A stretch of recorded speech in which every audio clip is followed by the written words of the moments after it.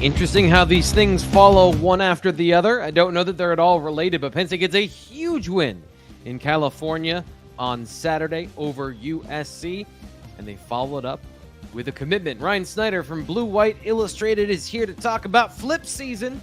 You and Sean Fitz said, hey, things are going to get interesting here at the end as we get into October and November for Penn State football. So welcome to the show, Ryan Snyder. What happened today for Penn State football? Yeah, well, first off, thanks to you guys for holding it down for me last Thursday. I was busy with some family stuff, so thank you guys for doing that, you and Sean. Yeah. And here we are, man. Josh Johnson finally puts the word out there that he's committed. And this is funny, T. Frank. Do you remember doing this video in June when we thought he was committing in June? Yep. Sadly, we can't use that one again because it's a little dated by now. But here it is. He's finally joined the Nittany Lions, and yeah, I mean, we'll start with the fact that I thought he was joining this class in June, and you know, he pretty much told us he was. He told multiple reporters that, and I'm not sure what happened between that conversation and a few days later when he committed to Louisville, but it surprised many at the time. As Penn State always does, they're not going to let up on guys they really want. And, you know, it really became clear to me, I would say, probably March last year, maybe April, how high Josh Johnson was on their board. He was lightly recruited at the time, still a three-star prospect. Penn State was actually, I think, one of the first major schools to offer him, which came last year when he visited for the Rutgers game. Really what kind of was relayed to me was obviously the athleticism, but how raw he is kind of attractive to Penn State. 6'2", 185 is all. Yep. Those numbers are all legit. He ran a 4.5, I believe, for Penn State staff as well, because if you look, there's like an 11-second 100-meter time out there from a while back that I think maybe some schools saw and, you know, were worried about speed-wise. But Penn State was able to verify that as well. And, you know, the thing with Josh is he didn't really play any varsity football until last year. That was his first year coming out. And he burst onto the scene, had 4 interceptions, 2 forced fumbles, you know, really played aggressively too, and has that size, speed, athleticism, everything that Terry Smith and the staff would like at a corner. Now, here's the other thing too. He doesn't necessarily have to play corner. I think he could absolutely play safety for them. We'll see how things go.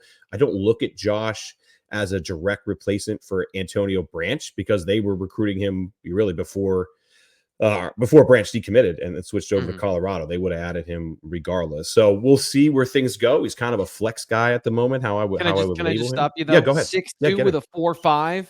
I mean, that allows you to play wherever you want. You see the highlights here on the YouTube channel, and that hitting, the size, the versatility he brings to the table. This makes, I don't ever want to say like there is a automatic offer or an automatic acceptance, but when you have size and speed like this, and as you mentioned, I didn't know that he had only played really 1 year varsity football last year. These highlights are really impressive and show a guy with a lot of instinct. So I think you're absolutely right about that in terms of can play safety, can play corner.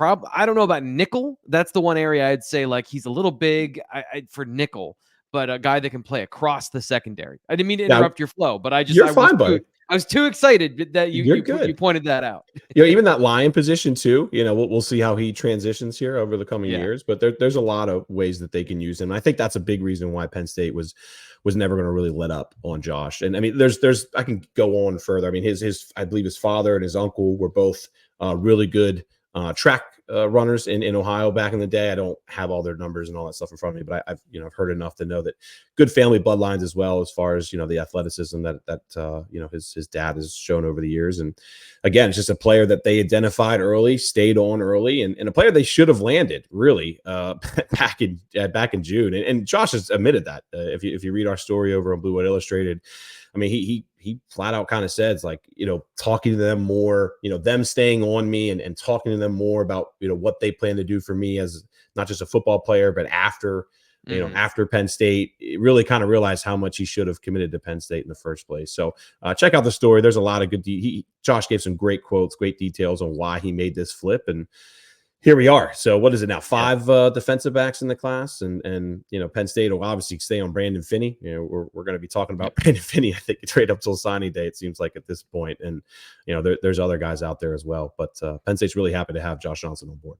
Yeah, I enjoy the versatility in this class. When you got a guy like Darius Dixon, Jameer Joseph, Xavier Thomas, and now Josh Johnson, you have size, You have extreme size and speed and kind of like your upside of total package sort of player with Josh Johnson. But Darius Dixon is a high floor player. And I don't mean that as like he has a low ceiling. It's just he comes in and I feel like I know exactly what I'm getting from Darius Dixon. Jameer Joseph is a really good outside corner prospect. Xavier Thomas has that inside slot ability, but also looks like a guy that can play, maybe multiple positions. You never want to pigeonhole a guy into just one position as they start. And then Braswell Thomas, a safety in this particular class. So I love the versatility, the body types that they have accumulated so far. I'm going to put this up here one more time, Ryan, to get your assessment of the recruiting ranking. Because again, Penn State, this doesn't necessarily move the needle in terms of their sixth in the Yeah. nation. But I think we're personally here at Blue White Illustrated, we've been much higher on Yeah.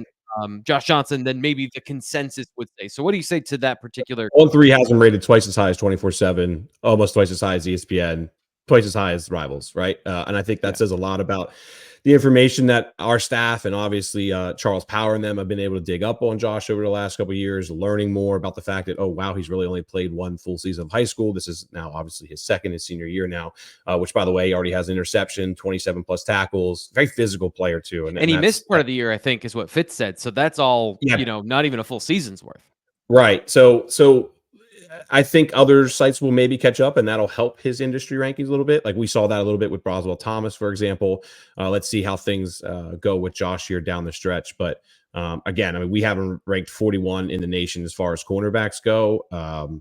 The industry ranking is 88, or 82, so twice as high, and 24/7 has an 88. So I think just maybe now that he's committing to Penn State, maybe some people will take a little bit of a deeper look at some of the numbers that he's been able to bring. And Josh isn't hard to get in touch with either. He'll provide a lot of information to you. So let's see how that helps with rankings down the road. But without a doubt, I mean, Penn State circled him early on as a heck of an athlete. They want to get on the defensive side of the ball, and they're able to do that now. And I don't see any drama with Josh going down the stretch. I didn't see the drama in June either. So knock on wood. Careful, everyone, Ryan. You've done that too many times this year. I know. But no, I mean, again, if you read the story, read the quotes, this is a guy who I think his soul searching is not the right word, but it just kind of realized he made the right decision and then kind of made a quick decision to zig when he should have zagged, I guess is the best way to put it. And over time, talking to Penn State staff more, learning more about Penn State's history as far as developing defensive backs, all those kind of things, and then of course what Penn State tries to do for guys off the field, and how academics are stressed and all that kind of stuff. It really feels like him and his family and everybody have kind of come to the conclusion that they should have committed to Penn State in June, and now they're making sure that he's on board before signing day. Penn State gets Josh Johnson into the class of 2025. I'm Thomas Frankar. That's Ryan Snyder from Blue White Illustrated. If you haven't yet, please join us at Blue White Illustrated so you can get all of Ryan's reporting. He wrote an article last week previewing this with his RPM pick. So this would be kind of the celebration, the end of the finish line instead of the start for you if you are just getting here now. So subscribe to BlueWhiteIllustrated.com. But I should say this earlier in the video, but I want to get to the good stuff. I'm just like you. I want the information from Ryan. Subscribe to Blue White Illustrated here on YouTube. Please like this video because we are so close to 15,000 subscribers. I love every time we crest that even round number. So just help out my obsessive side so we get to that. And then we can start climbing towards 16 and, onward and upward forever and ever and ever till the end of time. Ryan, that aside, all of that nonsense aside, how do you feel about the class of 2025 now as we sit in mid-October while we're recording this as opposed to where they were maybe in June? Can I answer that in December? I mean, the only reason I say this is because there's so many, obviously the 105 scholarship things coming into play now. It gives Penn State some wiggle room to be more aggressive with a lot of their flip targets.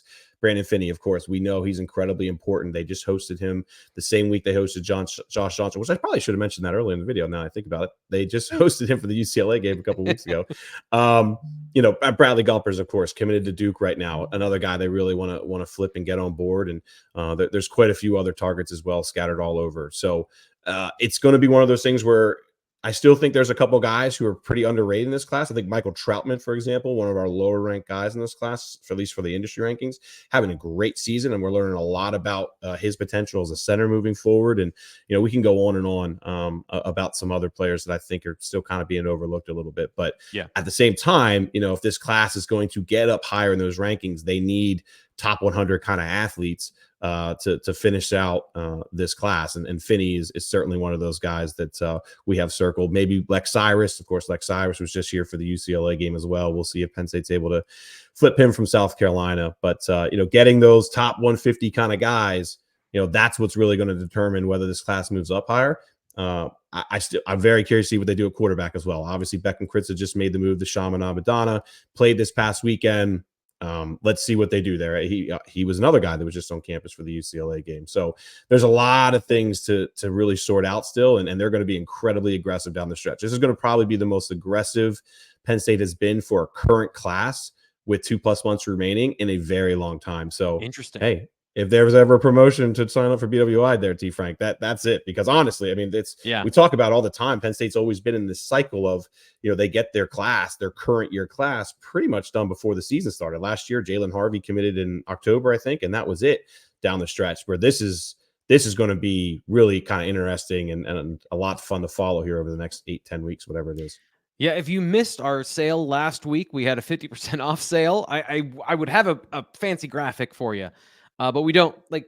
You're waiting too long to subscribe to Blue White Illustrated if you haven't done that. So check it out, as Ryan said. There's always the dollar deal here on the YouTube channel. You can sign up for 2 months for $1, but just go all in. Take the plunge. Join BlueWhiteIllustrated.com. The last thing I want to say here is this is a very interesting class. And again, Penn State typically does a very good job of scouting and identifying talent. So I'm just going to rattle off a couple of names. I probably won't even get a complete list. Matthew Otten, 3-star athlete that we think is much more talented than that. Randy Ederica is a guy who's having a very good year down in Miami, for Miami Central, from what we've heard.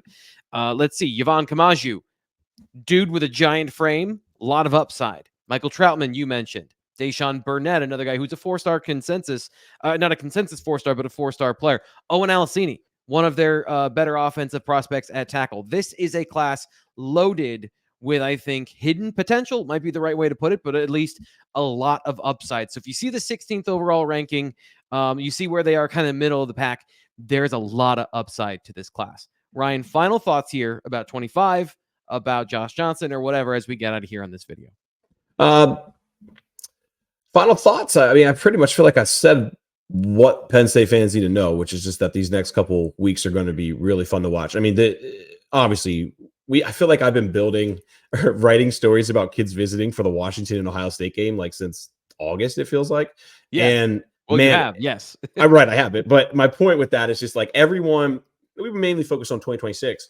So many of those players those are the 2 games that everybody's had circled, right? Whiteout, Ohio State, Whiteout, Ohio State. Well, now, if the playoff schedule for a lot of these guys sets up well, it also sets up for Penn State to get a lot of maybe some of these other 2025 flip targets. We didn't mention Byron Baldwin, for example, safety prospect, who they're pushing for out of St. Francis. There's a lot of guys to watch for 2025. And I think that's really exciting to see where this class can finish, because, man, they're at 25 right now. And if things fell the way they want, this could be a class that, I don't know if it reaches 30, but they could add another 2, 3, 4 guys. It wouldn't really surprise me, just with the amount of, connections they have out there, or the amount of relationships that they're still working on and building on. So this is going to be fun. It's going to be a lot of work to follow through there. And fortunately, signing day is early this year. I like that. It's not work before Christmas, which is always was a pain in the butt. But early December, man, we're gonna find out a lot. And I wouldn't be shocked at all if Penn State's able to move up a little bit in the rankings, because they're in a good position with quite a few guys, and we're learning more and more about that every day. We'll find out as it all unfolds. Of course, what's in front of us right now is the Penn State football season, but recruiting is never over. And that's why we got Ryan Snyder here to get you in the know for all of that stuff. So once again, subscribe here to Blue White Illustrated on YouTube. And when the next commitment falls, we'll be here to tell you all about it.